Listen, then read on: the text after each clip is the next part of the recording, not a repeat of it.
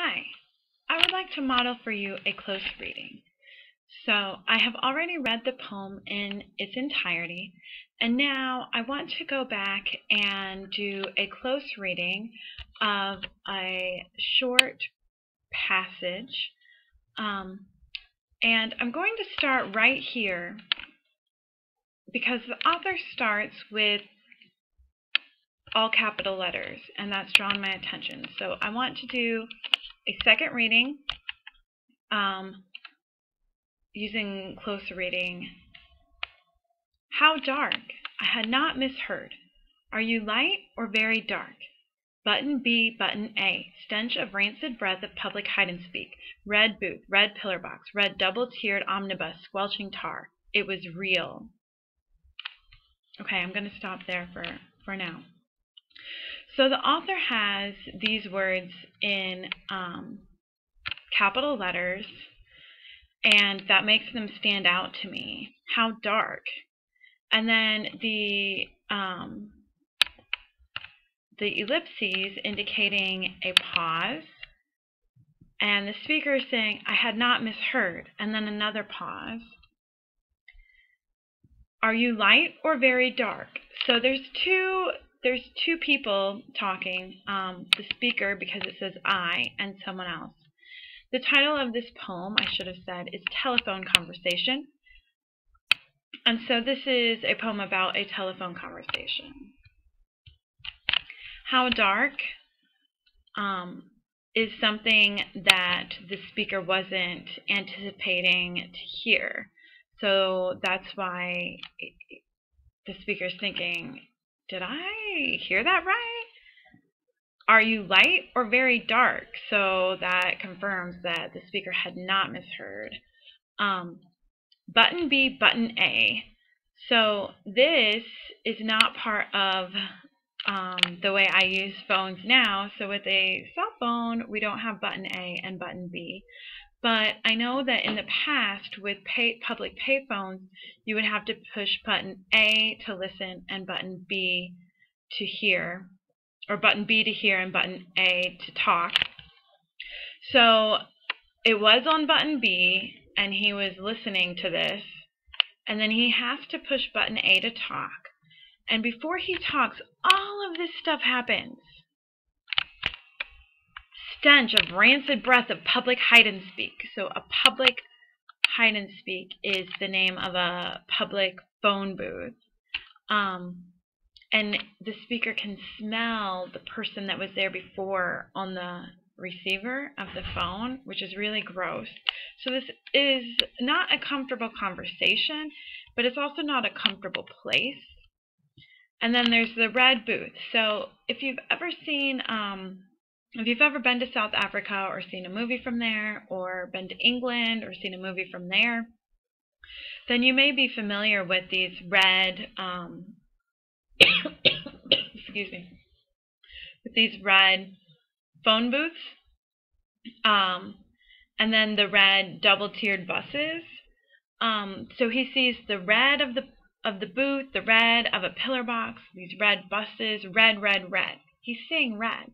So literally, he's seeing the phone booth, he's seeing the bus, but that red, to me, symbolizes anger. It's like he's seeing red is a cliche, it's a phrase that people say when they say that they're angry.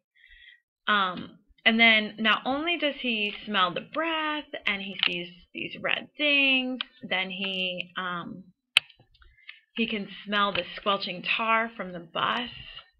And that all kind of brings him back to reality. It was real. Like, she really just said that to me. And so he's shocked. He can't believe that this person has said this to him. And all of this probably happened in a matter of seconds. So it's really interesting that the speaker has noticed all of these things, because it brings him back to reality. And then shamed by ill-mannered silence. So he feels shame. So shame can mean embarrassed. It can mean that you feel like you're not doing the right thing. And ill-mannered silence means that the speaker thinks that it's not good manners to keep silence. So society has taught him, the speaker, that he needs to respond when somebody talks to him. So this person said something that is really shocking to him, and he can't believe it's real. But now he feels guilty. He feels like he's the one with bad manners. So it just shows you how society, how social expectations can kind of work on people. And he says, surrender. So he surrenders to the situation and continues the conversation. That word surrender is really powerful to me. Like, he makes a choice to just go on, but he doesn't really want to. So these lines, as you can see, they're really short. And doing a second reading took me 6 minutes. Now I'm going to do a third reading. How dark, I had not misheard. Are you light or very dark? Button B, button A. Stench of rancid breath of public hide and speak. Red booth, red pillar box, red double-tiered omnibus, squelching tar. It was real. Shamed by ill-mannered silence. Surrender. Okay, so there's not a period there, but I'm going to stop there because it's the end of the line. So, again, the capital letters as an author's craft stand out to me to make it really stand out and to be kind of harsh. So when someone texts now and they put it in all caps, it has like a harsh tone, or it comes across as an angry kind of tone. And so this makes me think that the person on the other end of the phone has a harsh tone. How dark? And then the button B, button A, and all of these, that's really short fragments. Button B, period. Button A, period. And then the red booth, period. Red box, period. Red double tiered. So it's red, red, red. Those short sentences make me think that it's going really fast. So all of these thoughts are going really fast in the speaker's mind, and it makes me feel a little anxious as a reader. Like, all of these things are going on, and it's all kind of really fast. And then that exclamation mark right here just brings it to a head for me. So, like, it was real, exclamation mark. And then it just stops it, like, ugh. And that anger, the red, red, red, the squelching tar, the disgusting smell, is all contrasted then to what he feels afterwards, which is shame. And I find that paradoxical, because he should feel angry. Someone is asking him about his race. Someone's asking him not just his race, but how dark his skin is, which has nothing to do with anything that they were talking about in this telephone conversation. They're strangers. They've never met. And so